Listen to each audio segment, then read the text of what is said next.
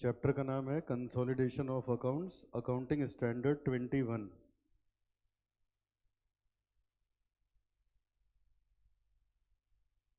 लिखिए नीचे consolidated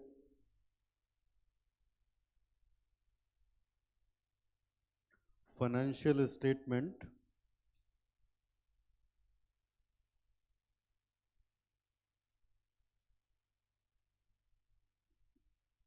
consolidated financial statement short में हम लोग लिखेंगे CFS। इसके 3 पार्ट होंगे। पहला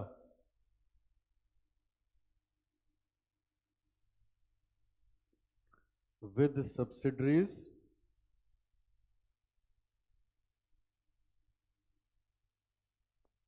AS 21, with associate,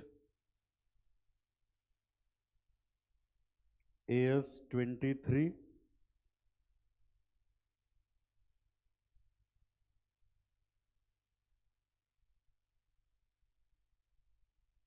with joint venture,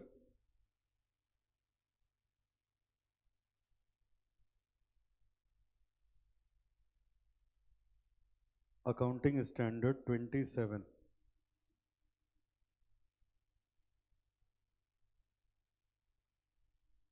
subsidiary के साथ ये हमारा होगा टॉपिक 1, ये होगा टॉपिक 2, टॉपिक 3।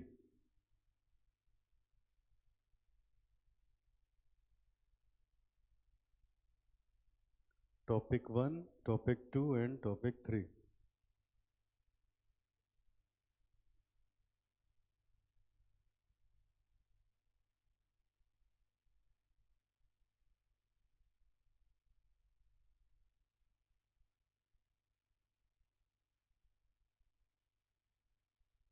तो इसमें लिखिए टॉपिक 1 हम लोग शुरू करने जा रहे हैं,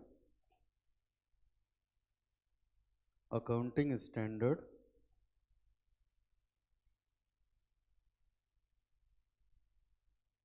21,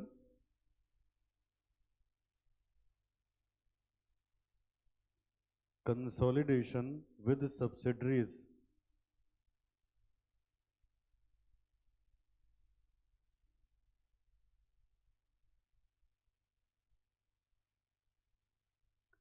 consolidation with subsidiaries.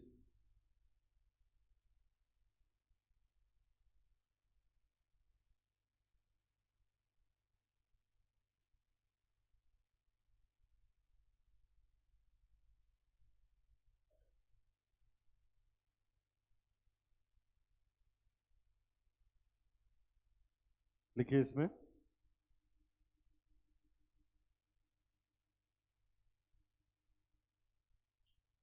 as per the provision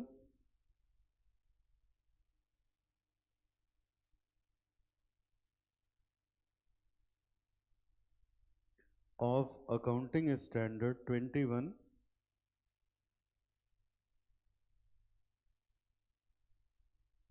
consolidated financial statement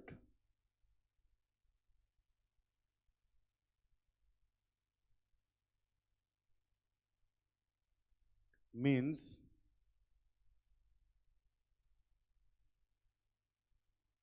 financial statement of group,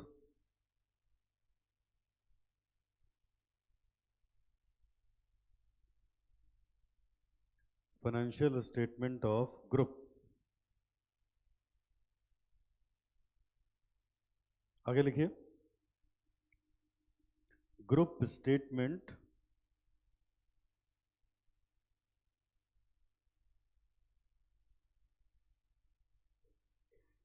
equals to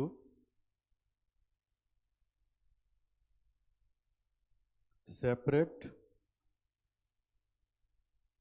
या इसको बोलते हैं स्टैंड अलोन, सेपरेट और stand alone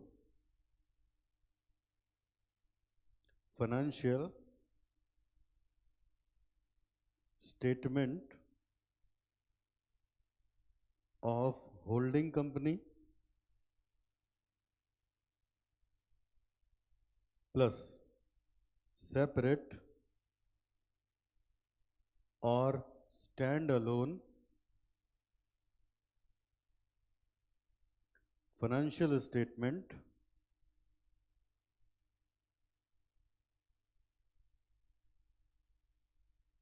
of subsidiary company.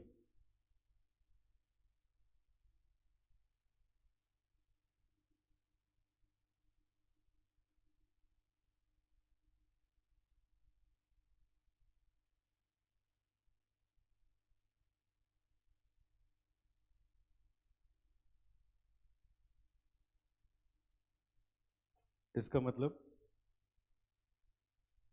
Group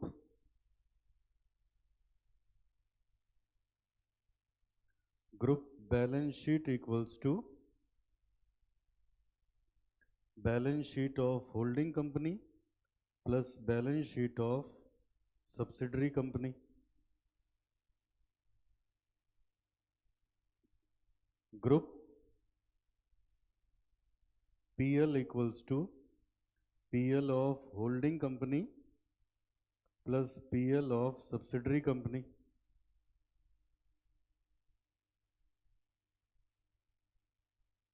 cash flow, group का cash flow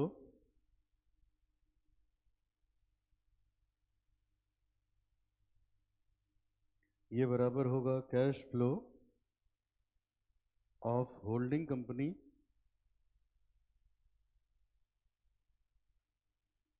plus cash flow of subsidiary company.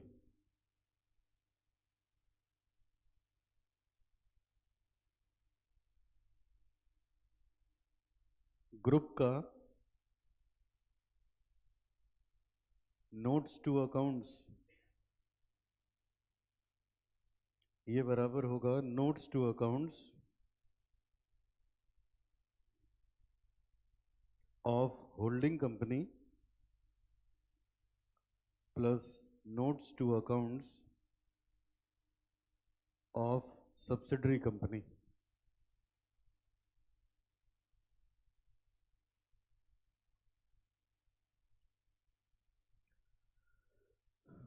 Notes to accounts of subsidiary company.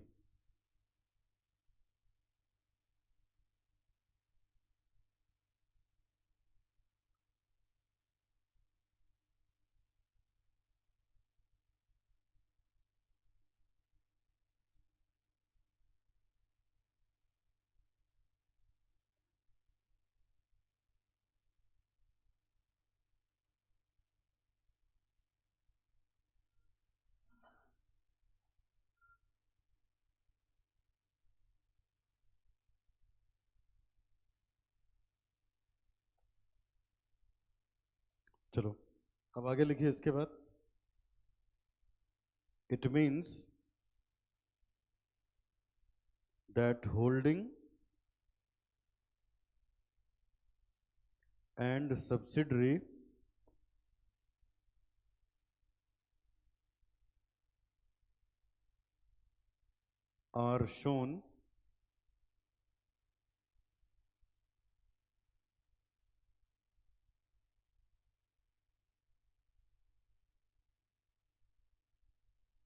are shown as a single entity in group statement.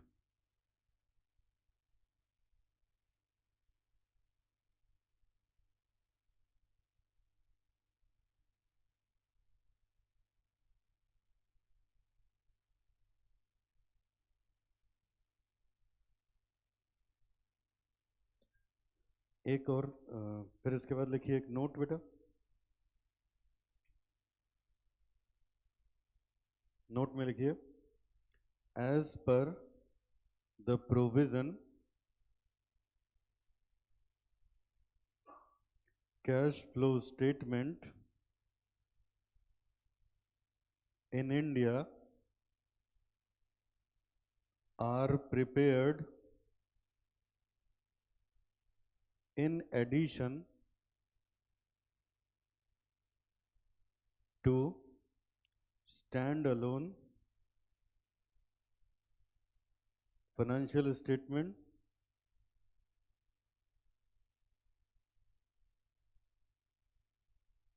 It means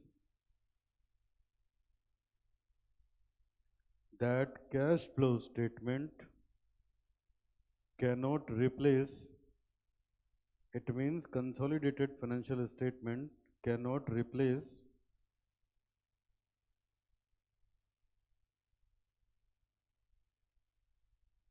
the requirement of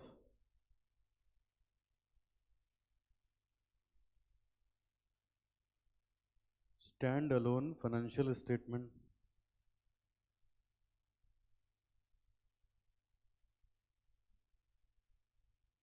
But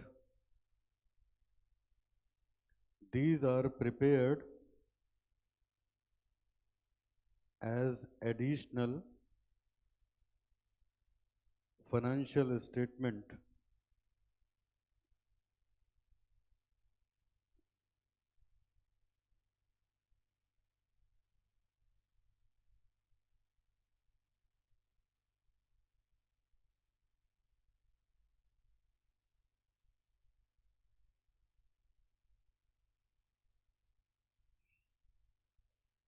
आगे लिखिए concept 2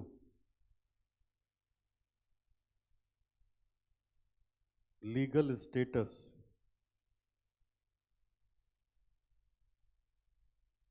legal status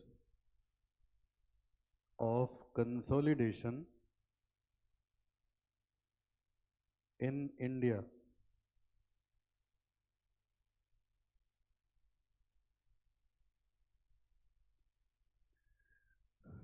Legal status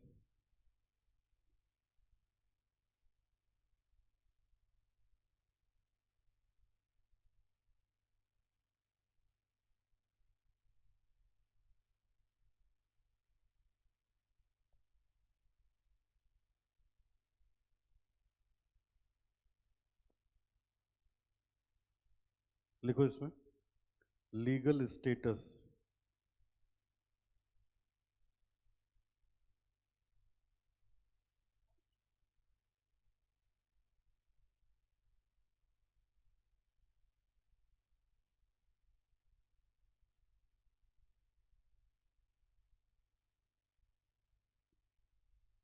legal status में तीन चीजें लिखेंगे। पहला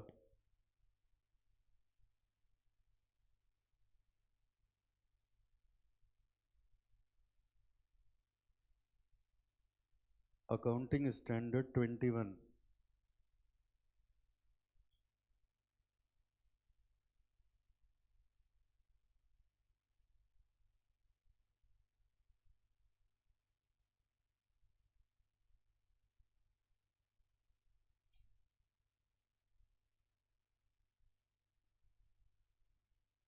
फिर उसके बाद कंपनीज एक्ट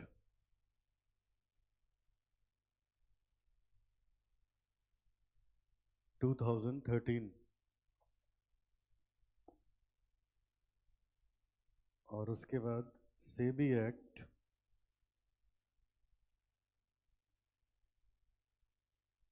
AS 21 में लिखिए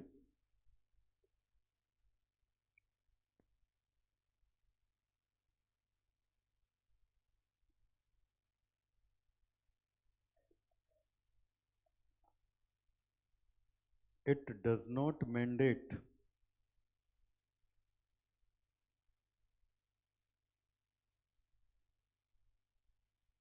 it does not mandate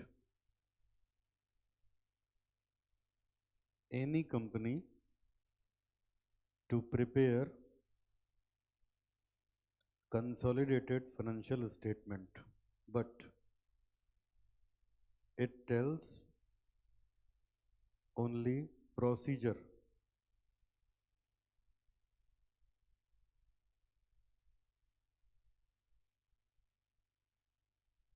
यहाँ लिखिए as per section 129 of Companies Act,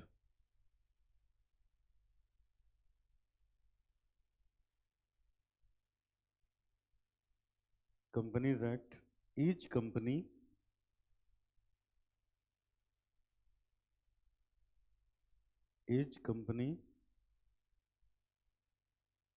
shall prepare consolidated financial statement if its subsidiary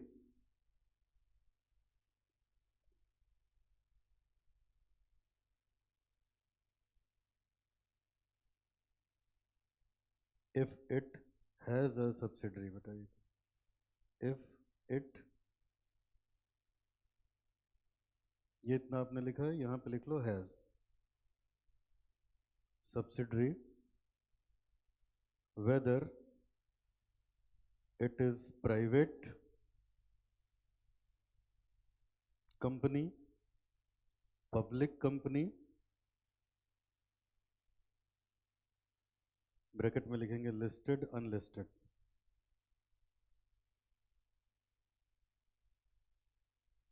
listed, unlisted, both.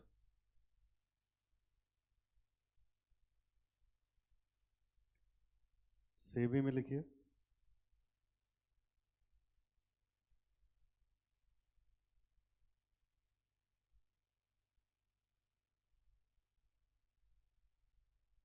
लिखिए it requires consolidated financial statement by a listed company under clause 32 of listing company.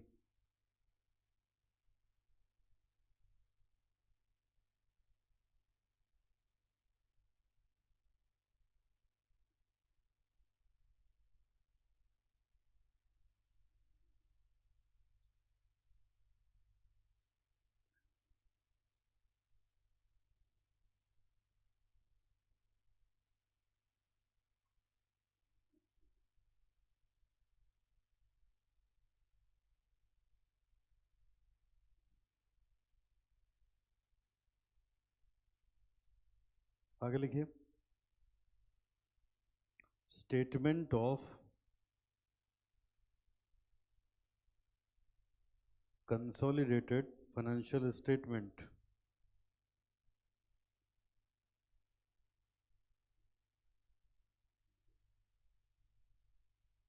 listed company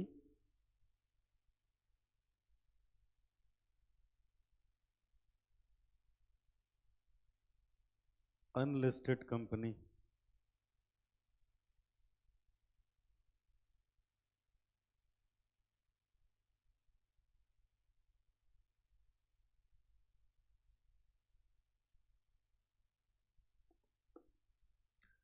Listed company, unlisted company. Consolidated financial statement shall be prepared as per Ind AS 110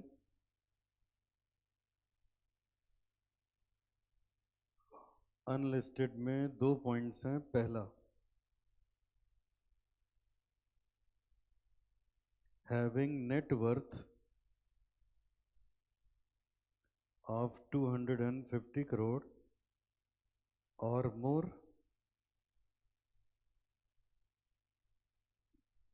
having net worth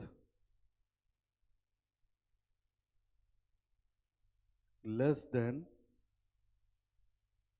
250 crore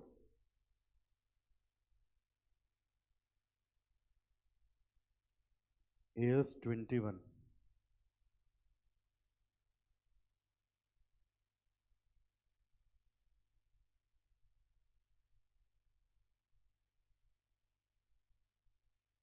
Ind AS 110,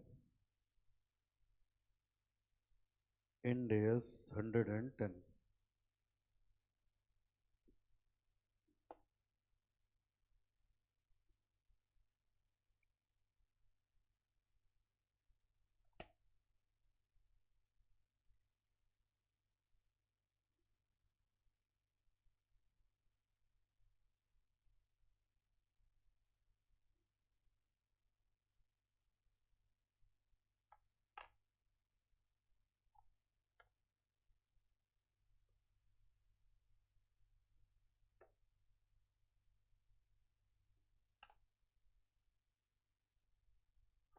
चलो देखो, तो बेटा हमारे topic का नाम है, आज हम लोग टॉपिक शुरू करने जा रहे हैं अकाउंटिंग स्टैंडर्ड 21। इसका नाम है कंसोलिडेशन ऑफ अकाउंट्स। ठीक है, अब इधर पहले दो तीन बातें ध्यान से सुनिए, उसके बाद क्वेश्चन शुरू करते हैं। देखो बेटा, हम लोग की बुक में पूरे सिलेबस में जितने चैप्टर्स हैं उसमें सबसे बड़ा चैप्टर यही है। ठीक है, और सबसे बड़े के साथ साथ नंबर भी वैसे देखा जाता है। 14 नंबर का क्वेश्चन आया है वे इस बार वाले एग्जाम में, जो अभी अभी हुआ है, 14 मार्क्स का। अब दो सवाल ऐसे सही हो जाए तो पेपर एग्जाम्ट हो जाए, समझ आए? तो मैं क्या कहना चाह रहा हूँ, चैप्टर पहले फाइनल्स में हुआ करता था, अभी जब चेंज हुआ है तो तुम लोगों में आया है, इससे पहले फाइनल्स में होता था। तो चैप्टर थोड़ा सा बड़ा है, तो जैसे आज की तो क्लास छोटी है, बीच में हम लोग दो तीन बड़ी क्लासेस लगाएंगे तभी जाके सिमट पाएगा। ठीक है, तो पूरा करके आपको जाना है एग्जाम में, छोड़ के नहीं जाना है। जैसे क्या होगा, ब्रांच अकाउंट नहीं पढ़ा था, पढ़ते पढ़ते आखिरी में शुरुआत वाला भूलने लगता है, पहली बार पढ़ो तो वैसे इसमें भी होगा।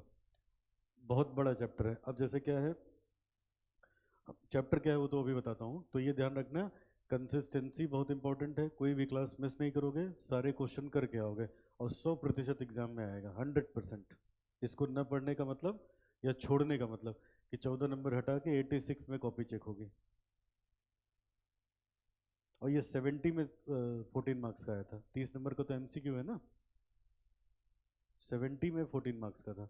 अब आप समझ लो इसकी वेटेज, समझ आ रहा है?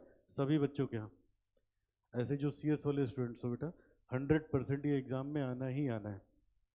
कभी जब ना आए तब सरप्राइज वाली बात होती है। तो इसके लिए क्या करना है, सारी क्लासेस अटेंड करनी है, जितने क्वेश्चन कराए हैं वो सब करके जाने हैं, उसके बाहर नहीं आएगा। लेकिन वो ढंग से रिटेन करना है। रिटेन कब होगा? पहली बार में समझ में आएगा, फिर जब 3 बार और पढ़ोगे, एक एक सवाल लगाओगे बैठ के, तब रिटेन होगा, स्पीड आएगी, एक्यूरेसी आएगी। समझ आए? तो ये है चैप्टर। अब मैं शुरू करने जा रहा हूँ। तो इसकी मैंने आपको बताई इंपॉर्टेंस क्या है चैप्टर की। अब आइए जरा समझते हैं चैप्टर क्या है और ये क्यों इतना ज़्यादा इंपॉर्टेंट है।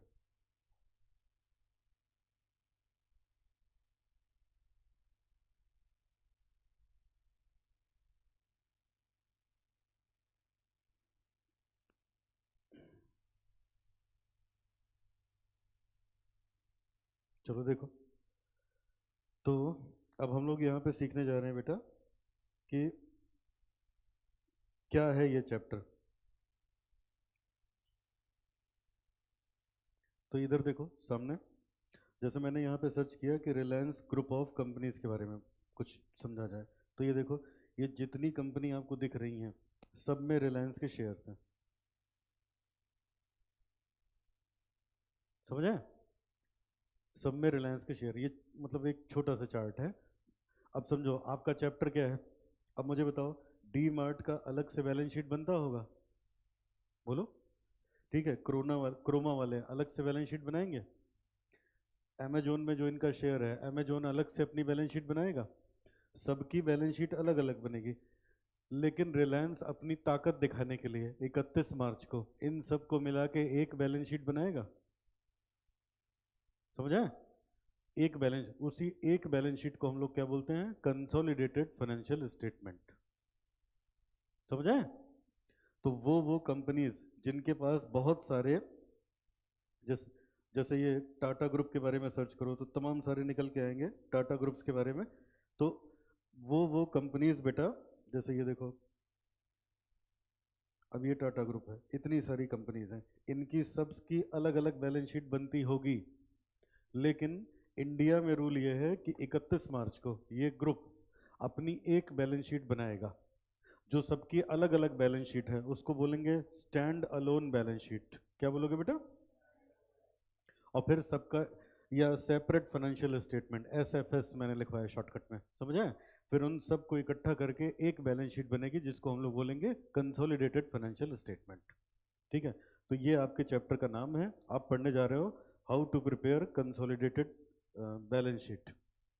बोलो, समझ में? ठीक है, अच्छा। और ये अपने इंडिया में ही होता है, न यूके में न यूएसए में, जहाँ भी अकाउंटेंसी थोड़ा हायर लेवल पे पढ़ाई जाती है वहाँ क्या है, ग्रुप की बैलेंस शीट नहीं बनती। जो अलग अलग बैलेंस शीट है उसी से ग्रुप की वर्थ निकाल ली जाती है। खाली अपने इंडिया में ऐसा होता है कि हम लोग सबके अलग अलग बैलेंस शीट भी बनाते हैं और दोबारा फिर से पूरे ग्रुप की बैलेंस शीट बनती है। समझ में? तो ये तो हो गई चैप्टर की कहानी। अब समझो, यहाँ आओ इधर पहले। अब है क्या बेटा, ये कंसोलिडेशन चैप्टर क्या है, ये तो मैंने बता दिया कि किसी एक बहुत बड़े ग्रुप की जब एक बैलेंस शीट बनेगी तो उस बैलेंस शीट को हम लोग बोलेंगे कंसोलिडेटेड फाइनेंशियल स्टेटमेंट। इतना समझ में आ रहा है? अब आगे सुनो, जरा इसका लीगल स्टेटस देखते हैं, फिर आगे बढ़ते हैं। देखो हमारे ये क्यों बनती है आखिर, तो ये बेटा इसलिए बनती है, आप क्या पढ़ रहे हो, अकाउंटिंग स्टैंडर्ड 21, ठीक है, अकाउंटिंग स्टैंडर्ड आप पढ़ रहे हो 21। अब सुनो, ये क्यों ऐसा होता है, क्यों अलग अलग बैलेंस शीट बनती है, तो और क्यों एक बैलेंस शीट बनती है, स्क्रीन पे देखिए। कंपनीज एक्ट का सेक्शन 129 कहता है कि हर एक कंपनी को कंसोलिडेटेड फाइनेंशियल स्टेटमेंट बनाना होगा। अगर उसकी सब्सिडरी कंपनी है कोई, चाहे वो सब्सिडरी प्राइवेट हो और चाहे पब्लिक हो, पब्लिक पे ये है लिस्टेड और अनलिस्टेड। लिस्टेड और अनलिस्टेड पब्लिक के लिए है, प्राइवेट के लिए नहीं है। पब्लिक लिस्टेड हो, पब्लिक अनलिस्टेड हो। बात समझ में आई? कौन कहता है? कंपनीज एक्ट का कौन सा सेक्शन कहता है कि किसी भी कंपनी की अगर कोई एसोसिएट कंपनी है, सब्सिडरी कंपनी है, तो उसको कंसोलिडेटेड फाइनेंशियल स्टेटमेंट बना के बताना पड़ेगा। कहाँ लिखा है बेटा, बताओ फिर से एक बार। कंपनीज एक्ट के सेक्शन 129 में। और हमारा सेबी एक्ट भी कहता है कि कंसोलिडेटेड फाइनेंशियल स्टेटमेंट बनाने होंगे लिस्टेड कंपनी को। क्लॉज 32 में ऐसा बोलता है। किस क्लॉज में? क्लॉज 32 में। आई बात समझ में? लेकिन अब ध्यान से सुनना, ये दोनों ये तो कह देते हैं कि कंसोलिडेशन करो, लेकिन कैसे होगा ये नहीं पता। तो इसके लिए इन लोगों ने अप्रोच किया सी इंस्टीट्यूट को। इंस्टीट्यूट ने बना दिया अकाउंटिंग स्टैंडर्ड 21। अब अकाउंटिंग स्टैंडर्ड 21 ये नहीं कहता कि कंसोलिडेशन करो, ये मैंडेट नहीं करता, करो चाहे मत करो, इससे मतलब नहीं है, लेकिन अगर करोगे तो जैसे इसमें लिखा है वैसे होगा। कहानी समझ में आई? क्या है बताओ? कंपनीज एक्ट का सेक्शन 129 बोलता है कि अगर किसी कंपनी की कोई सब्सिडरी कंपनी है तो it have to prepare consolidated financial statement. SEBI act का क्लॉज 32 बोलता है कि हमें क्या करना पड़ेगा, कंसोलिडेशन करना पड़ेगा, लेकिन वो ये नहीं बताता कैसे करना पड़ेगा। तो उसको बताता कौन है? Accounting standard 21। तो आप एक तरीके से सेबी का 32 क्लॉज, कंपनीज एक्ट का 129 सेक्शन और अकाउंटिंग स्टैंडर्ड 21 एक साथ पढ़ रहे हो। समझे? ये इसका लीगल स्टेटस है। कोई डाउट? आगे बढ़ो, अब यहाँ आ जाओ। तो अब ये है बेटा कंसोलिडेटेड फाइनेंशियल स्टेटमेंट में हम क्या पढ़ने वाले हैं, तो कंसोलिडेटेड फाइनेंशियल स्टेटमेंट में हम पढ़ने वाले हैं, ध्यान से सुनना, अगर किसी कंपनी की कोई सब्सिडरी कंपनी है, कौन सी कंपनी, या उसकी कोई एसोसिएट कंपनी है, या उसका कोई जॉइंट वेंचर है, तो उन सभी के कंसोलिडेटेड फाइनेंशियल स्टेटमेंट कैसे बनेंगे, हम यहाँ पे ये पढ़ने जा रहे हैं। सब्सिडरी हमारा टॉपिक 1 है, एसोसिएट टॉपिक 2 है, और जॉइंट वेंचर टॉपिक 3 होगा। आगे बढ़ो। तो अब अगली बात बेटा, अब इसका मतलब क्या हुआ कंसोलिडेटेड फाइनेंशियल स्टेटमेंट का? हालांकि मैंने आपको बता दिया, ये देखो, होल्डिंग कंपनी और सब्सिडरी कंपनी के जब फाइनेंशियल स्टेटमेंट सम अप किए जाएंगे तो पूरे ग्रुप का फाइनेंशियल स्टेटमेंट मिल जाएगा। उसी को हम लोग बोलते हैं कंसोलिडेटेड फाइनेंशियल स्टेटमेंट। किसका किसका सम अप करोगे? नंबर 1 होल्डिंग का, नंबर 2 सब्सिडरी का। अरे जितने जो अभी मैंने डायग्राम दिखाया था आपको, इसमें क्या है, टाटा हो गया होल्डिंग, सब क्या हो गया, तो टाटा वाले में जब सबको मिलाएंगे तो जो एक बैलेंस शीट निकल के आएगी उसी को क्या बोलेंगे, कंसोलिडेटेड फाइनेंशियल स्टेटमेंट। डन? आगे सुनो। अच्छा अब क्या क्या मिलाएंगे, तो ये देखो, होल्डिंग की, ध्यान से देखना सब बच्चे, होल्डिंग की बैलेंस शीट को सब्सिडरी की बैलेंस शीट से मर्ज करोगे तो ग्रुप की बैलेंस शीट आएगी। होल्डिंग के पीएनएल को सब्सिडरी के पीएनएल से ऐड करोगे तो क्या आएगा, पीएनएल आएगा ग्रुप का। होल्डिंग के कैश फ्लो को सब्सिडरी के कैश फ्लो से मैच करेंगे तो आएगा ग्रुप का कैश फ्लो। होल्डिंग के नोट्स टू अकाउंट्स को सब्सिडरी के नोट्स टू अकाउंट से मर्ज करेंगे तो क्या आएगा, पूरी ग्रुप का नोट्स टू अकाउंट्स आएगा। कहानी समझ में आ रही है? और ये अभी इसलिए पढ़ रहे हैं क्योंकि कौन सा चैप्टर पढ़ के खत्म किया अभी, इससे पहले कौन सा चैप्टर पढ़ा, फाइनेंशियल स्टेटमेंट ऑफ कंपनी। तो सबका अलग अलग बैलेंस शीट बनाना सीख गए हो, तो तुरंत उसी के बाद मैं बता रहा हूं कि उसको मर्ज कैसे करोगे। समझे? अच्छा, तो ये बेटा, ये तो इसका मतलब हो गया। अब आपकी समझ में आ गया ये है क्या। तो तो अब क्या है बेटा, सिर्फ एक दिन के लिए ये काम होता है। It means that holding and subsidiary are shown in single entity in a group statement. एक दिन के लिए जो कंसोलिडेटेड बैलेंस शीट बनेगी उसमें क्या होगा, होल्डिंग और सब्सिडरी दोनों क्या हो जाएंगे, एक ही हो जाएंगे। ठीक है, आगे बढ़ो। आगे बेटा, as per the provision of consolidated financial statement in India are prepared in addition to stand alone financial statement. अब ये देखो बेटा, ये लोग रूल बना देते हैं, कंपनीज को बार बार अकाउंटिंग करनी पड़ती है। क्या है, कंपनी अपना स्टैंड अलोन अलग से बनाएगी और कंसोलिडेटेड अलग से बनाएगी। क्यों, दो दो एक्ट लग रहे हैं, सेबी एक्ट लग रहा है, कंपनीज एक्ट लग रहा है, बनाना तो पड़ेगा। ठीक है, it means consolidated financial statement cannot replace requirement of stand alone. मतलब अब ये आप ये नहीं कर सकते कि हम स्टैंड अलोन बना लें तो हमें कंसोलिडेशन से फुर्सत हो जाए, या हम कंसोलिडेशन बना लें तो स्टैंड अलोन से फुर्सत हो जाए। ये नहीं चलेगा, दोनों बनाना पड़ेगा। इंडिया का यही रूल है।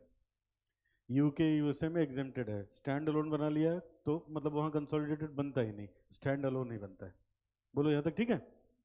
अब बताओ, कंपनीज एक्ट का कौन सा सेक्शन बोलता है कि कंसोलिडेशन करना जरूरी है, और सेबी एक्ट का कौन सा क्लास, क्लॉज 32 बोलता है ना। लेकिन होगा कैसे, इसको कौन बताता है, अकाउंटिंग स्टैंडर्ड 21। तो आप क्या पढ़ रहे हो, अकाउंटिंग स्टैंडर्ड 21। समझ आई कहानी। अब आगे बढ़ो। अब देखो बेटा, जब हम कंसोलिडेटेड फाइनेंशियल स्टेटमेंट बनाएंगे तो वो दोनों का बनेगा, लिस्टेड कंपनी का भी और अनलिस्टेड कंपनी का। किसका किसका, लिस्टेड और अनलिस्टेड का। ठीक है, तो अब बताओ, सब बच्चे अपना दिमाग लगाओ जरा, बताओ आपको क्या लगता है, लिस्टेड और अनलिस्टेड में कौन सी कंपनी बड़ी होगी, लिस्टेड होगी। तो ये आप पढ़ोगे अगले लेवल पे, इस पे है इंड एस 110। क्या एप्लीकेबल है, बड़ी कंपनी पे इंड एस लगता है, छोटी कंपनी पे एस लगता है। तो इंड एस अभी आपको इस लेवल पे आप लोग को नहीं पढ़ाया जाता, अगले लेवल पे पढ़ोगे, फाइनल लेवल पे। तो ये चीज़ कहाँ पढ़ना होगा, फाइनल लेवल पे, प्रोफेशनल लेवल पे। यहाँ देखो, और इसमें भी लिस्टेड की भी दो कैटेगरी कर दी है। वो कंपनी जिसकी नेट वर्थ 250 करोड़ से ज़्यादा है, 250 करोड़ से कम है। 250 करोड़ से अगर ज़्यादा है तो उस पर भी इंड एस 110 लगेगा। तो मतलब ये भी पढ़ोगे अगले लेवल पे। वो कंपनी जिसकी नेट वर्थ 250 करोड़ है या उससे कम है, तो वही बेटा हम लोग क्या करेंगे, उस पे लगेगा अकाउंटिंग स्टैंडर्ड 21। तो मतलब आप जो सवाल लगाओगे वो इस अजम्पशन के साथ है कि उनकी 250, उनकी जो नेट वर्थ है वो 250 करोड़ से कम है। कहानी समझ में आई? तो ये तो हो गया बेटा इसका बेसिक्स, कि कौन सा लॉ अप्लीकेबल होता है और कैसे कैसे ये काम करता है। अब शुरू करने चल रहे हैं इसके क्वेश्चंस। बहुत सारे हम लोग को एग्जाम्पल करने होंगे। चलो, तो अब यहाँ पे सबसे पहले हम लोग आगे बढ़ते हैं। यहाँ पे लिखेंगे concept number 3,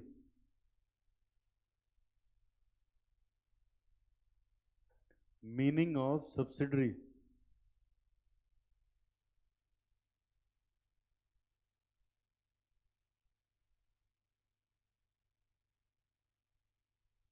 meaning of subsidiary.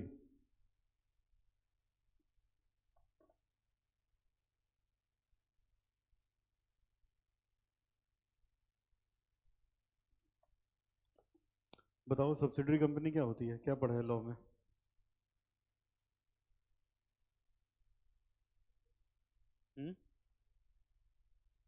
Holding हो कितनी,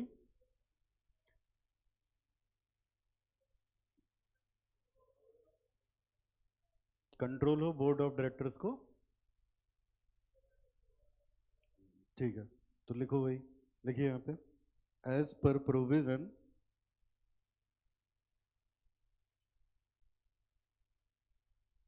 of accounting standard 21, subsidiary means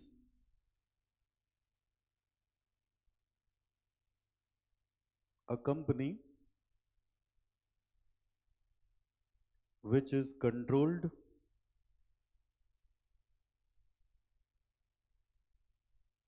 by other company।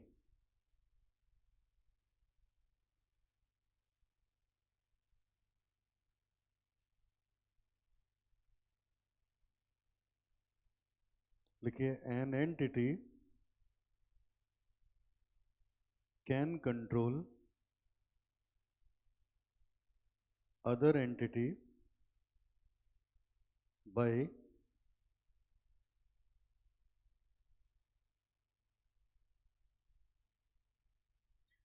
it can have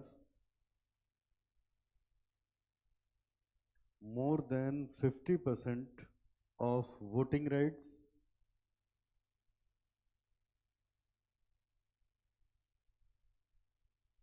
voting rights का मतलब equity share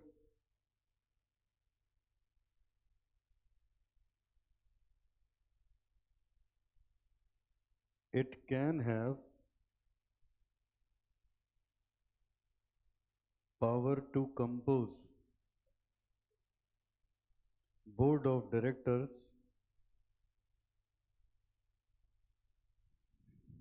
any director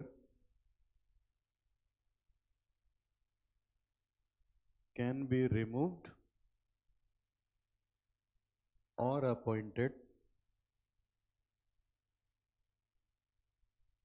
without taking permission. Board of directors shortcut में हम लोग ऐसे लिखते हैं board of directors without taking permission.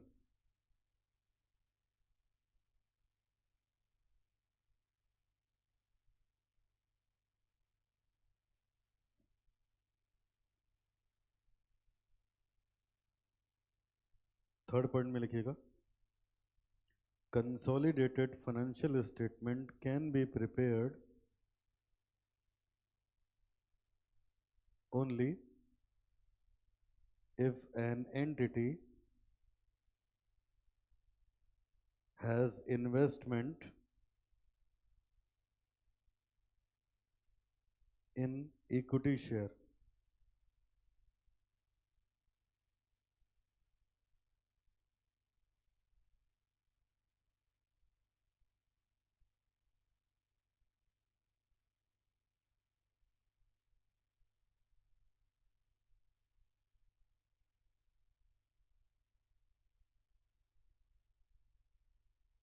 आगे लिखो concept number 4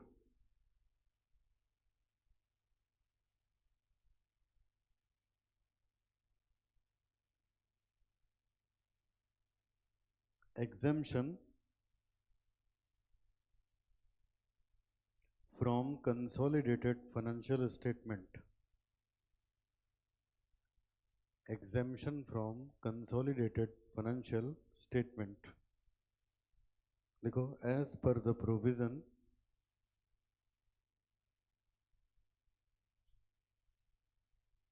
of accounting standard 21 consolidated financial statements are exempted in following situation.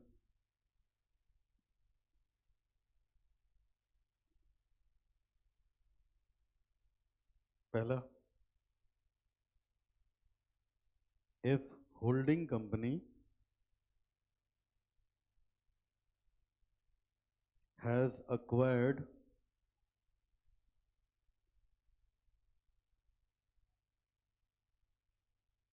investment in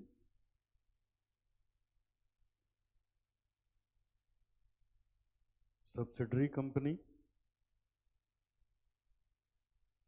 with the intention of sale in near future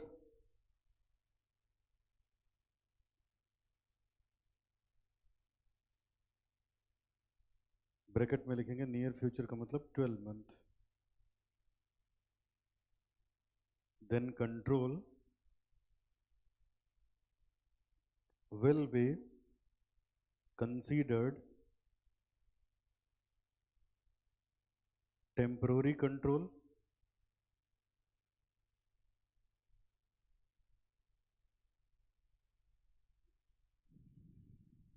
and consolidated financial statement shall not be required.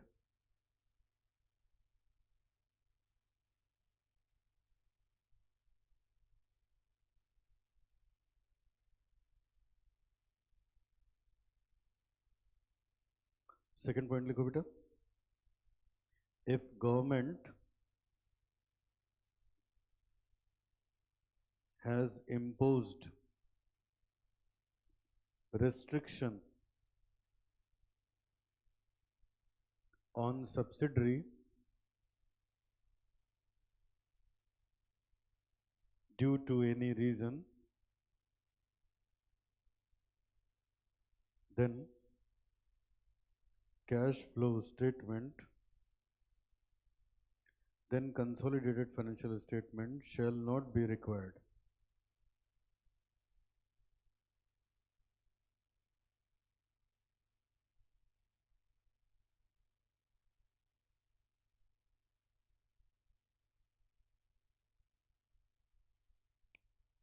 Restriction का मतलब है assets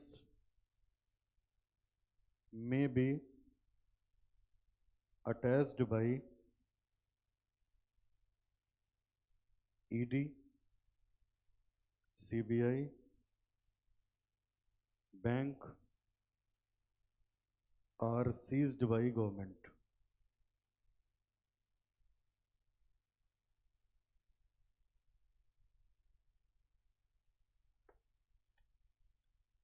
Seized by government.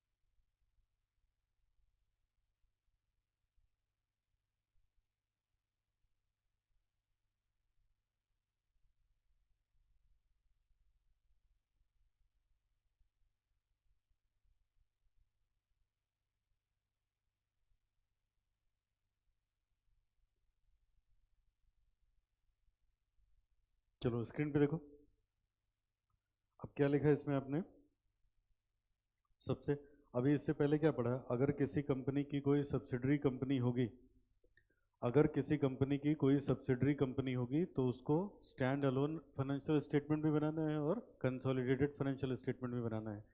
तो subsidiary क्या होती है, तो यहाँ हमने लिखा ऊपर, क्या लिखा हम लोगों ने, अगर किसी कंपनी ने दूसरी कंपनी में 50% से ज़्यादा वोटिंग राइट्स ले रखे हैं या बोर्ड ऑफ डायरेक्टर्स को कंपोज करने की पावर उसके पास है, तो माना जाएगा, अगर कंपनी ए कंपनी बी में 50% से ज़्यादा शेयर होल्ड करती है या बी के बोर्ड ऑफ डायरेक्टर्स को कंट्रोल करने का पावर रखती है कंपनी ए, तो इसका मतलब ए क्या हो गई, होल्डिंग कंपनी, और ये दोनों, ये क्या हो जाएगी, सब्सिडरी कंपनी। ठीक है, तो एक तो आपने ये पढ़ा, अब आगे बेटा, आगे कुछ एग्जम्पशन है। क्या एग्जम्पशन है, ध्यान से सुनिएगा। अगर मान लो ए कंपनी ने बी कंपनी में शेयर खरीदे 50% से ज़्यादा, लेकिन इस इंटेंशन से कि 12 महीने के अंदर अंदर इसको बेच देंगे, समझ आए? तो इसका मतलब वो क्या करना चाहते हैं, टेम्पोररी कंट्रोल करना चाहते हैं, लॉन्ग टर्म कंट्रोल नहीं करना चाहते, तो कहा जाता है तब कंसोलिडेशन करने की कोई ज़रूरत नहीं है। समझ आए? नंबर 2, अगर ए ने बी कंपनी में शेयर खरीदा और क्या हुआ, बी कंपनी के एसेट्स को ईडी ने सील कर दिया, सीज कर दिया, या सीबीआई ने, या किसी तरीके से उसको सीज कर दिया गया, तो फिर जब होल्डिंग के एसेट सीज हैं तो फिर होल्डिंग के, सॉरी, सब्सिडरी के अगर एसेट सीज हैं तो फिर क्या है, कंसोलिडेटेड फाइनेंशियल स्टेटमेंट बनाने की ज़रूरत नहीं है, सिर्फ क्या बनाओगे, स्टैंड अलोन फाइनेंशियल स्टेटमेंट। बोलो समझ में? कब कब नहीं बनेगा, नंबर पहला पार्ट, कब नहीं बनाओगे, अगर हमने जो शेयर्स खरीदे हैं, इन्वेस्टमेंट किया दूसरी कंपनी में, वो किस इंटेंशन के साथ किया है, 12 मंथ के अंदर अंदर बेच देंगे, टेम्पोररी कंट्रोल बनाया है, तो नहीं बनेगा। दूसरा, अगर सब्सिडरी कंपनी के एसेट्स सीज कर दिए गए हैं तब नहीं बनेगा, अदरवाइज बनेगा। लेकिन हम लोग को इससे मतलब ही नहीं बेटा, अगर ऐसा हम लोग के सवालों में होने लगा तब तो सवाल ही नहीं बनेगा। तो ये आपकी नॉलेज के लिए बना दिया, हम लोग में तो हरदम बनेगा ना, समझे? चलो, तो ये सब तो हो गई लॉ की जानकारी। अब आ जाओ अपने अकाउंट्स पे, लिखो concept 5। Concept 5 consolidation procedure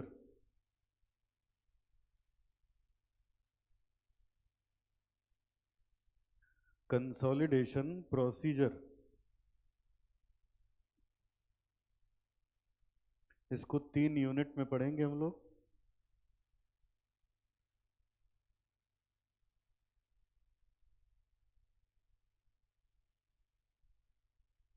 unit 1 में कंसोलिडेटेड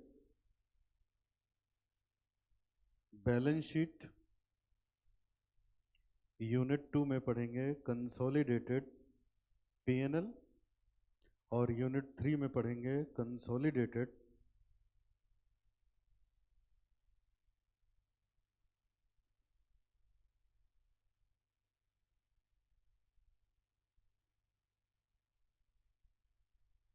कैश फ्लो स्टेटमेंट।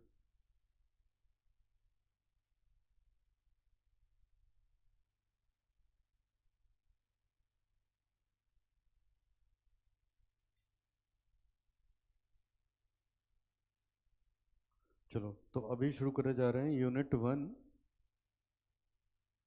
इसका नाम है कंसोलिडेटेड बैलेंस शीट।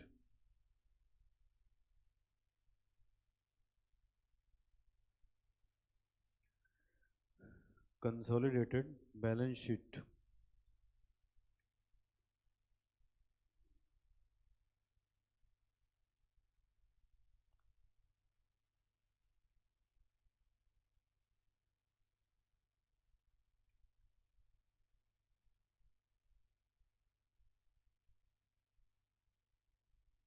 लिखिए इसमें इम्पोर्टेंट डेफिनेशन।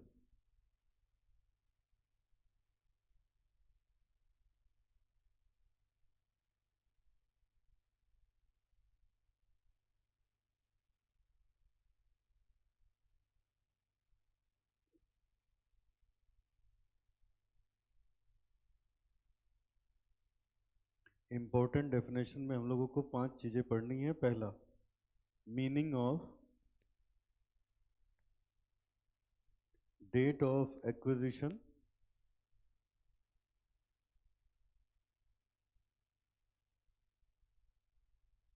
दूसरा meaning of pre acquisition profit,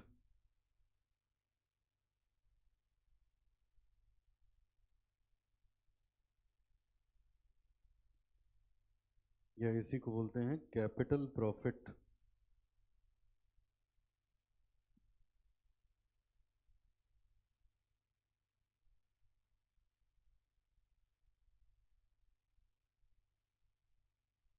meaning of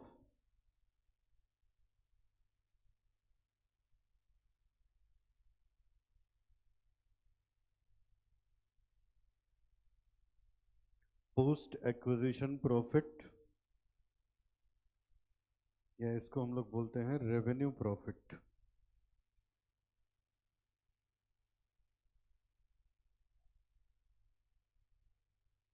meaning of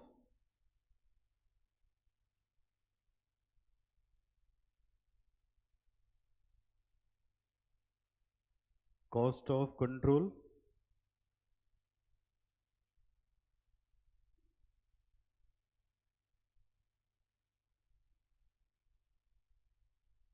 और आखिरी है meaning of minority interest.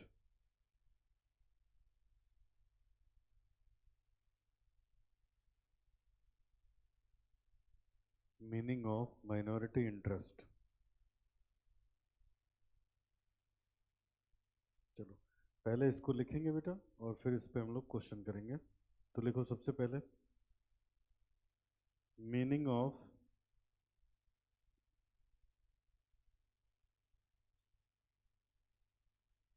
Date of acquisition.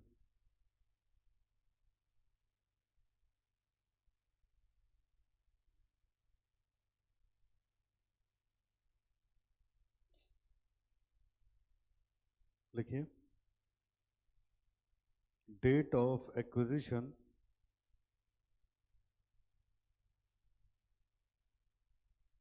of share is the date at which holding company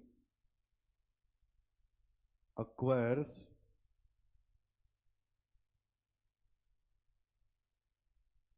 the share in subsidiary company.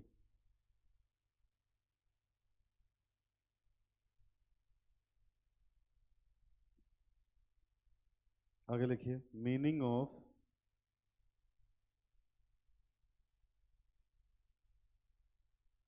Pre acquisition profit.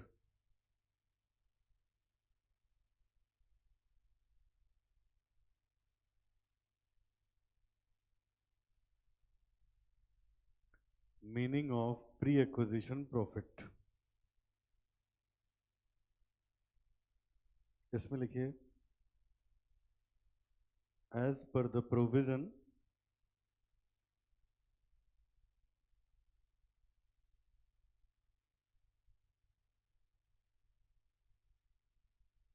pre-acquisition profit are the profit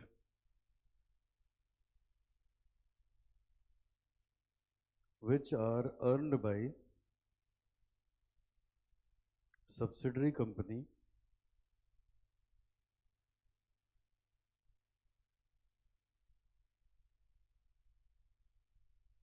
before the date of acquisition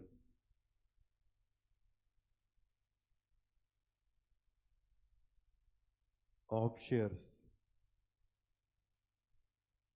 It is also known as capital profit.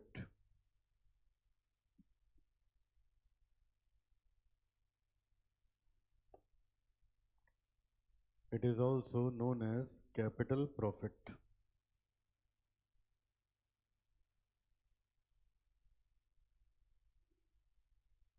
ये first point है. Second point लिखिए,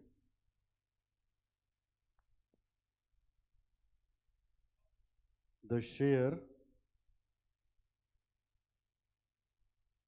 of holding company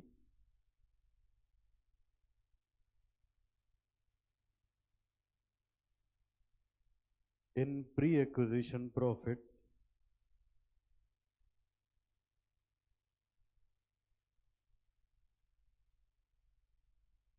are the profit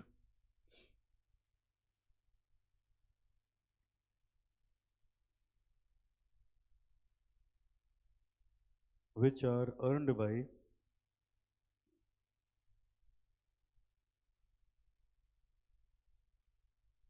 subsidiary company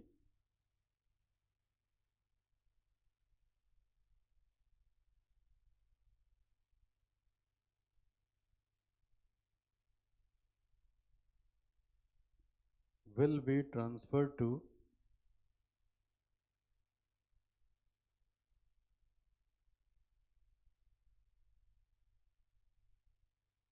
cost of control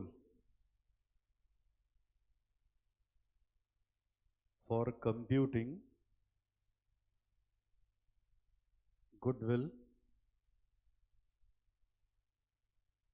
or capital reserve.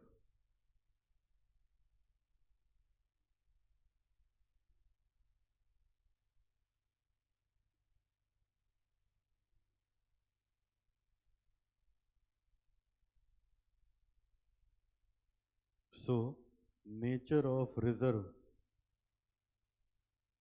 does not matter.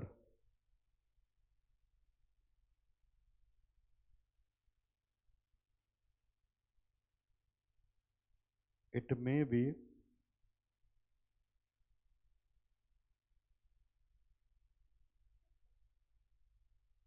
in the nature of PL, general reserve, security premium, capital reserve,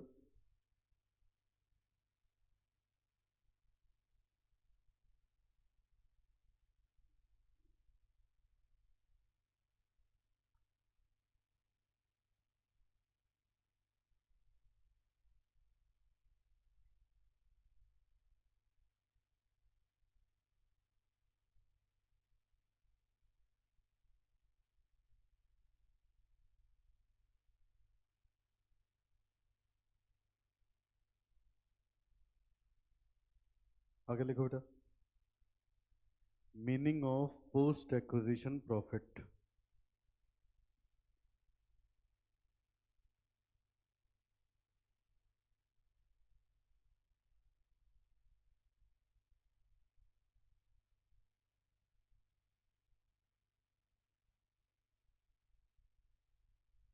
meaning of post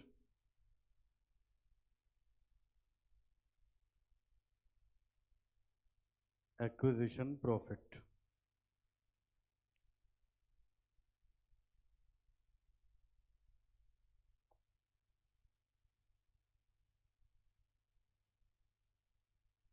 लिखिए, if any profit is earned by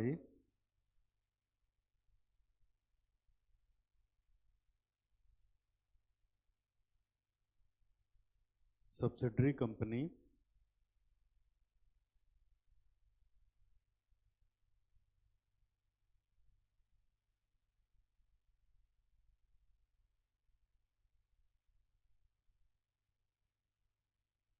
if any profit is earned by subsidiary company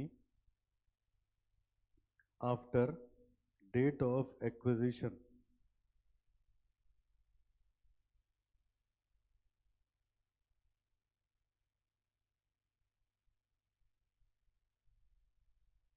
after date of acquisition of share, then such profit will be considered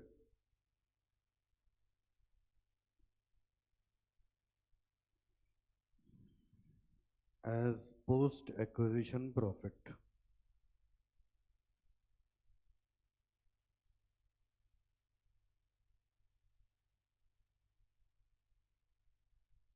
This profit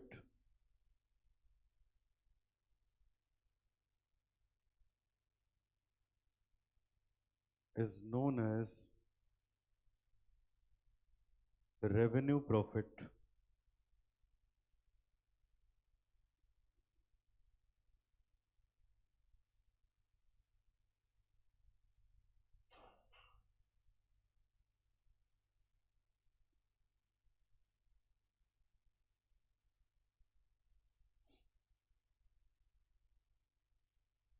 ये first point है। Second point लिखिए, the share of holding company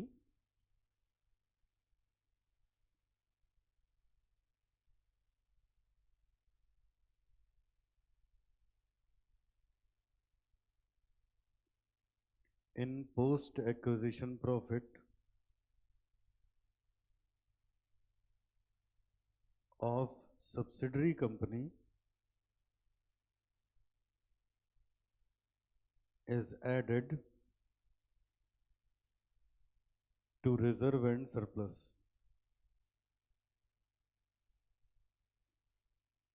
under same heading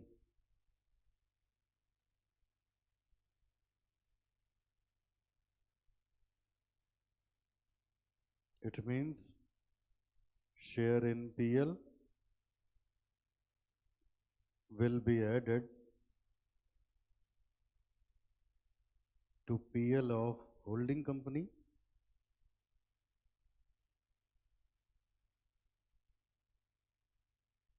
share in general reserve will be added to general reserve of holding company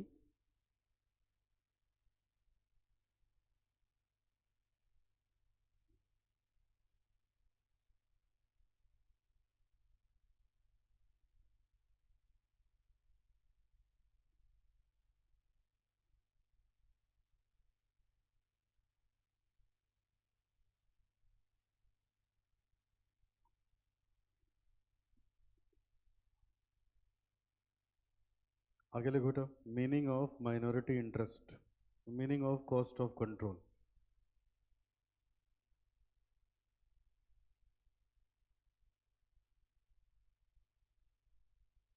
meaning of cost of control.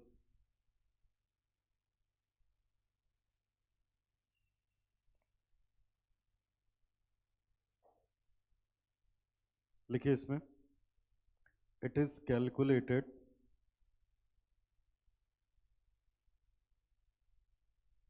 on date of acquisition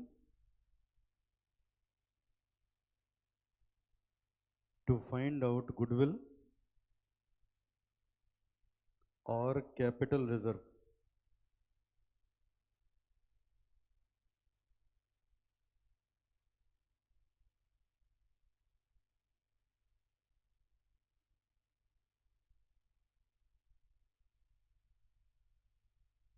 Calculation of cost of control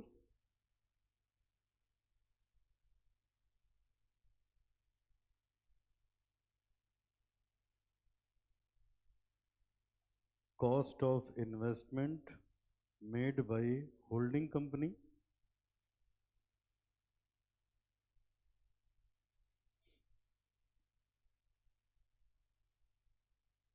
में से adjust करेंगे share in net worth of subsidiary company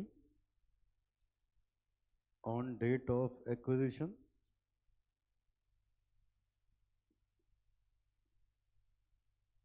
share in capital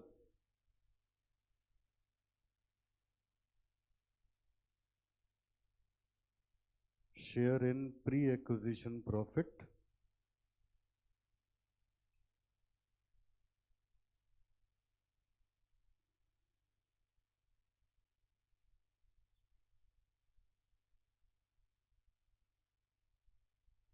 अगर answer positive आया तो बोलेंगे goodwill, अगर answer negative आया तो कैपिटल रिजर्व।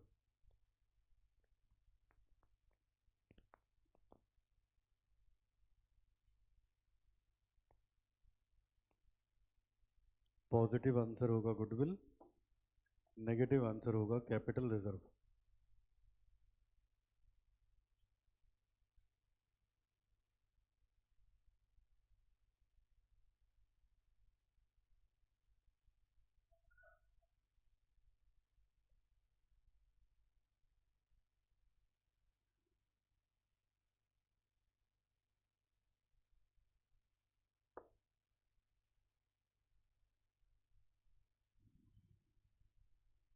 हो गया? चलो एक लास्ट लिखो फिर क्वेश्चन शुरू करें। Meaning of minority interest.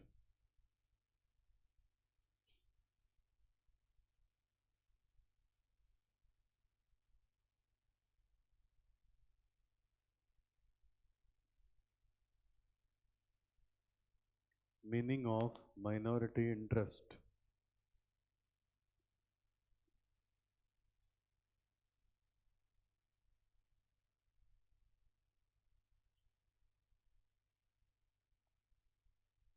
लिखिए बेटा, minority interest means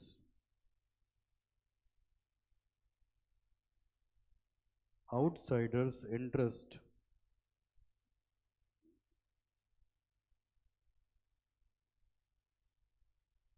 in subsidiary company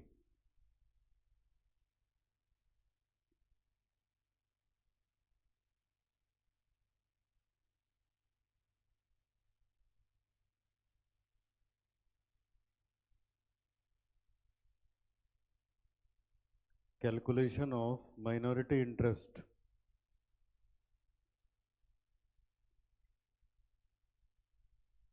कैसे कैलकुलेट करोगे माइनॉरिटी इंटरेस्ट? लिखिए जरा। सबसे पहले शेयर कैपिटल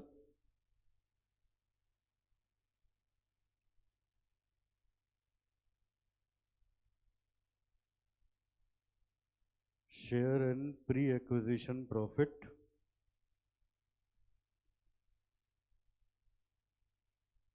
शेयर इन पोस्ट एक्विजिशन प्रॉफिट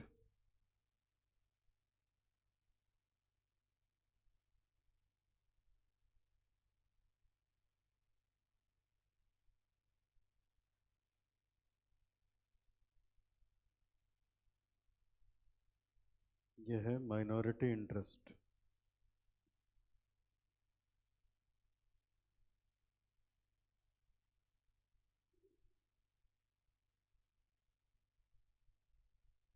लिखिए minority interest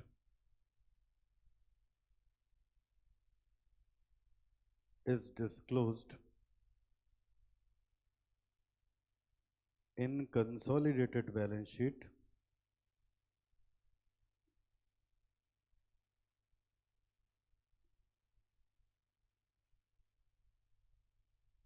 under a separate heading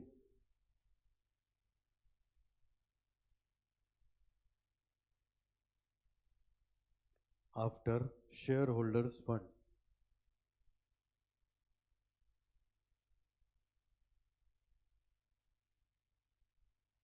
but before non-current liability.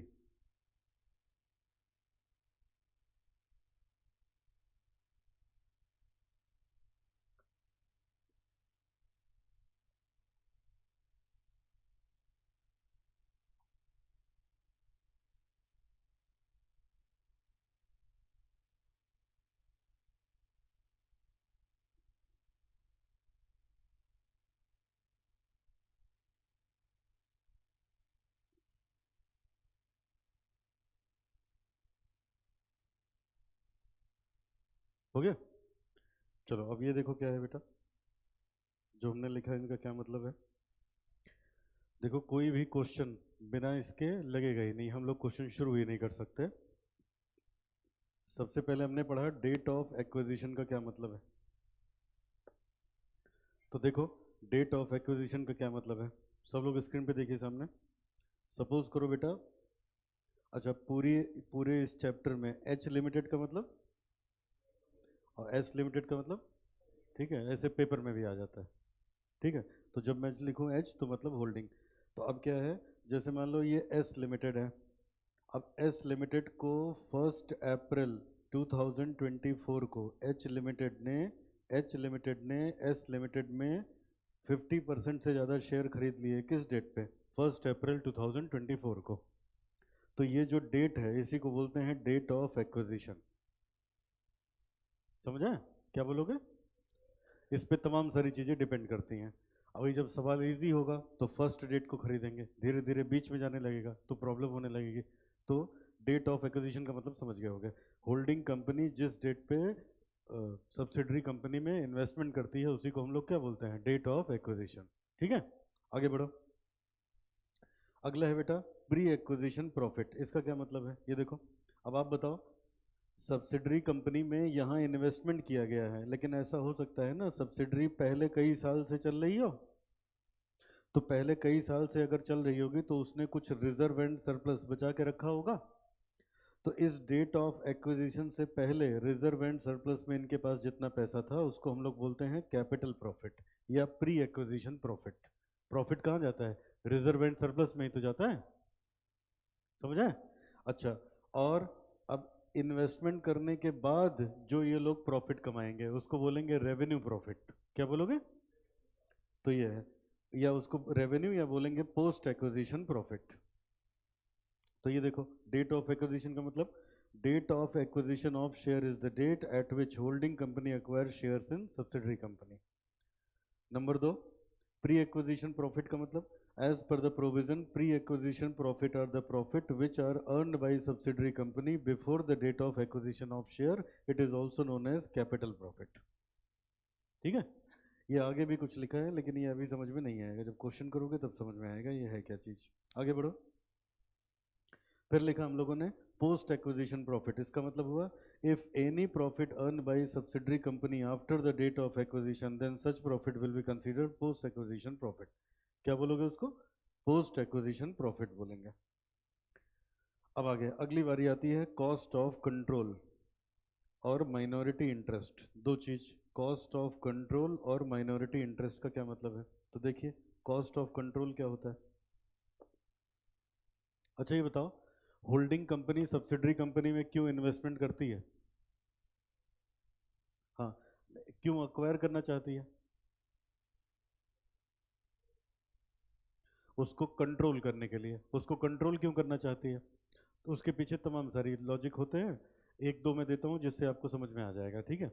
अब जैसे बताओ बेटा, आप जैसे मैं जो रॉ मटेरियल मैं फिनिश गुड्स बना के बेचता हूँ, मैं ये फिनिश गुड्स बना के बेचता हूँ, इसको बनाने के लिए मुझे रॉ मटेरियल चाहिए। रॉ मटेरियल के लिए मैं दूसरे पे डिपेंडेंट हूँ, जब मटेरियल आएगा तो फिनिश गुड्स बनेगा। अब वो अगर मुझे परेशान करेगा तो टाइम पे रॉ मटेरियल नहीं मिल पाएगा, तो मैं ऑर्डर नहीं पूरा कर पाऊंगा ना। तो उसका सबसे बढ़िया तरीका क्या है? उसकी कंपनी के 50% ज़्यादा शेयर खरीद डालो, वो बन गई होल्डिंग, अपने कंट्रोल में आ गई। समझ आए? तो जो पैसा हमने खर्च किया उसको कंट्रोल करने के लिए, उसी को बोलते हैं कॉस्ट ऑफ कंट्रोल। समझ आए? या तो कंपटीशन खत्म करने के लिए, या सप्लाई चेन को मेंटेन करने के लिए जनरली एक कंपनी दूसरी कंपनी में इन्वेस्टमेंट करती है। समझ में आया सबको? अब यहां पढ़ो जरा, देखिएगा कॉस्ट ऑफ कंट्रोल का मतलब क्या हुआ। देखो ऐसे समझ में आएगा, सब बच्चे देखो। Cost of investment by holding company, जैसे मान लो होल्डिंग कंपनी ने सब्सिडरी कंपनी में 10 लाख रुपए लगा दिया, 10 लाख रुपए लगा के 50% से ज़्यादा शेयर खरीद लिया, तो उन्होंने जो लगाया उसको बोलेंगे ना कॉस्ट ऑफ इन्वेस्टमेंट। कितना पैसा इन्वेस्ट किया, ये क्या है? ये है जो लगाया। अब ये क्या है? जो मिला। मिला क्या भाई? जब तुमने 50% से ज़्यादा शेयर खरीद लिए तो शेयर कैपिटल में 50% हिस्सेदारी तुम्हारी, बोलो। और जो पहले से प्रॉफिट कमा के इन लोगों ने रखा है उसमें भी तो अब हम मालिक हो गए ना, उसमें भी तो 50% हिस्सेदारी हमारी। अब लगाया 10 लाख, क्या पता इनको जोड़ने में आए 8 लाख, तो 2 लाख का घाटा हुआ। तो घाटे को लिखोगे गुडविल। क्या लिखोगे? और ऐसा हो सकता है 10 लाख लगा के 18 लाख का प्रॉफिट हो जाए, 18 लाख मिल जाए तो 8 का फायदा हुआ, तो उसको बोलेंगे कैपिटल रिजर्व। समझे? अब अभी मैंने बताया ना आपको, ये इंटेलिजेंट इन्वेस्टमेंट नहीं है, ये कंट्रोल बनाने के लिए किया जाता है। समझ आए? तो बेटा कंट्रोल बनाने का मतलब क्या हुआ? जब आप किसी पे कंट्रोल बनाना चाहोगे तो घाटा तो होगा ही ना उसमें। समझ आए? तो इसलिए गुडविल भी हो सकती है, कैपिटल रिजर्व भी हो सकता है, क्वेश्चंस में कुछ भी हो सकता है। बात समझ में आई? क्या होती है कॉस्ट ऑफ कंट्रोल?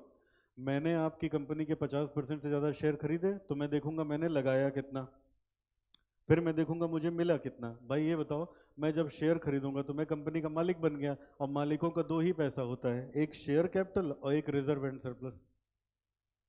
बोलो, यही तो होता है ना। बचपन में क्या पढ़ा था? इधर देखो, कैपिटल प्लस लाइबिलिटी बराबर एसेट। तो एसेट में से एसेट बेच के जो पैसा है लाइबिलिटी की पेमेंट कर दो तो क्या बचेगा?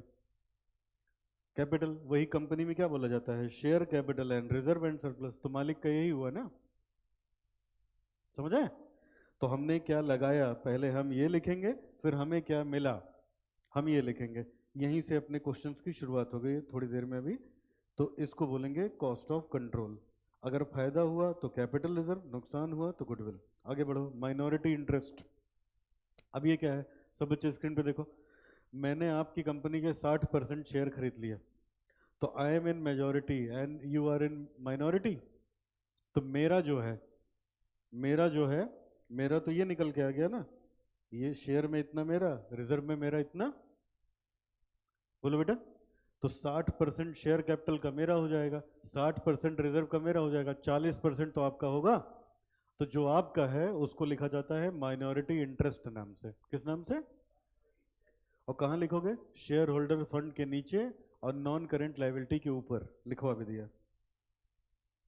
Minority interest is disclosed in consolidated balance sheet under separate heading after shareholder funds but before non-current liability. समझे? तो अब जो माइनॉरिटी में है, सब बच्चे सोचो, जो माइनॉरिटी में है जिनके पास 40% शेयर है, तो शेयर कैपिटल का 40% तो उनका है।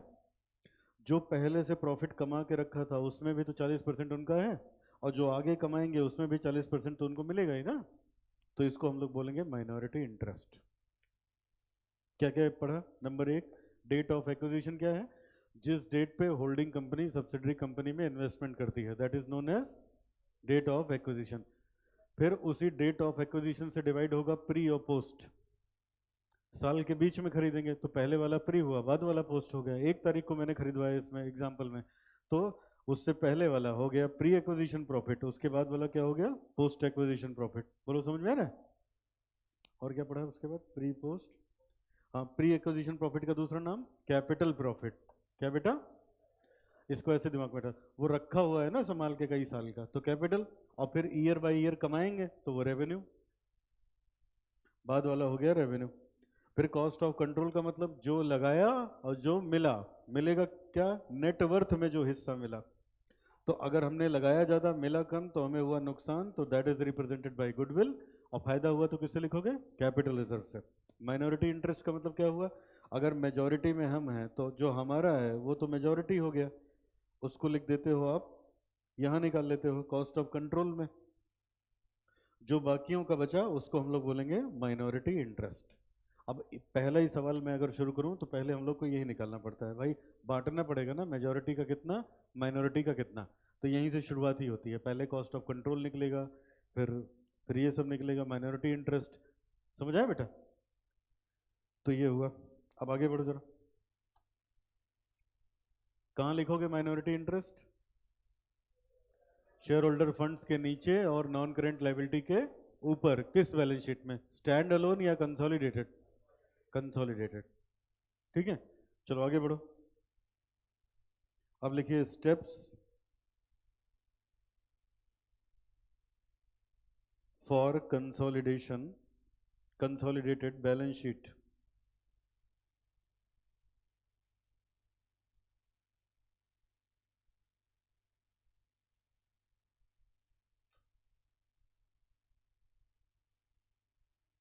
Steps for consolidated balance sheet. अगर हमें कंसोलिडेटेड बैलेंस शीट बनानी हुई तो हम कौन कौन से स्टेप्स लगाएंगे? लिखिए step number 1,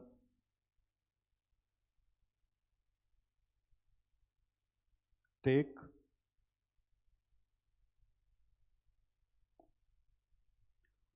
all assets and liabilities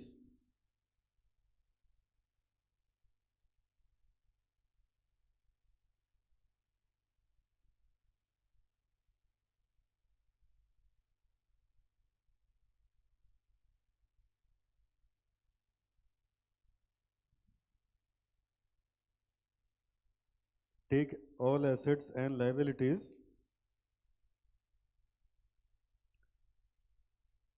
liabilities के सामने ब्रैकेट में लिखना non current liability and current liability, दोनों लेना है।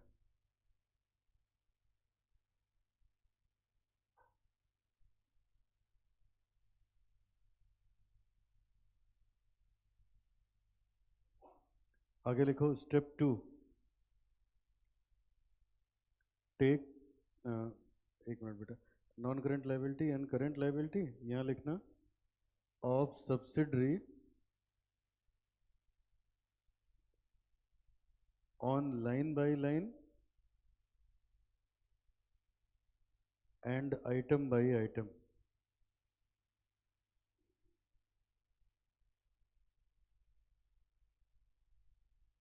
Step 2,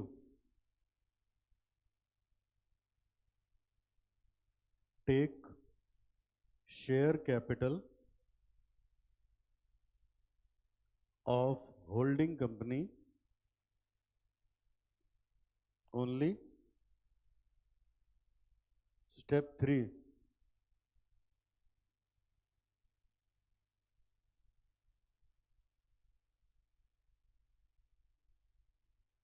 calculate minority interest and disclose it as separate item।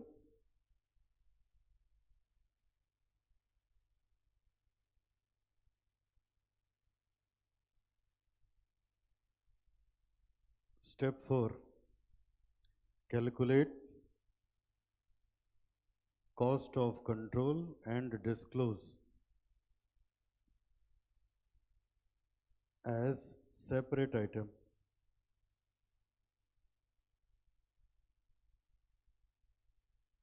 Whether it is goodwill or capital reserve।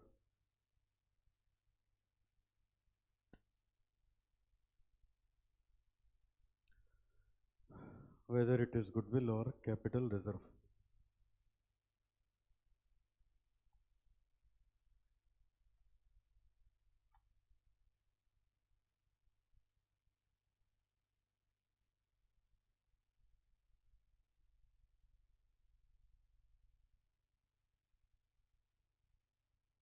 हो गया। अब आज बेटा यहीं तक करेंगे, जो टाइम बचा है उसमें सवाल शुरू नहीं हो पाएगा। अगली क्लास में पूरा रिवाइज करके आओगे, ठीक है। रिवीजन इसमें बहुत ज़रूरी है, वरना आगे बढ़ते जाओगे पीछे भूल हो जाएगा, इतना बड़ा चैप्टर है।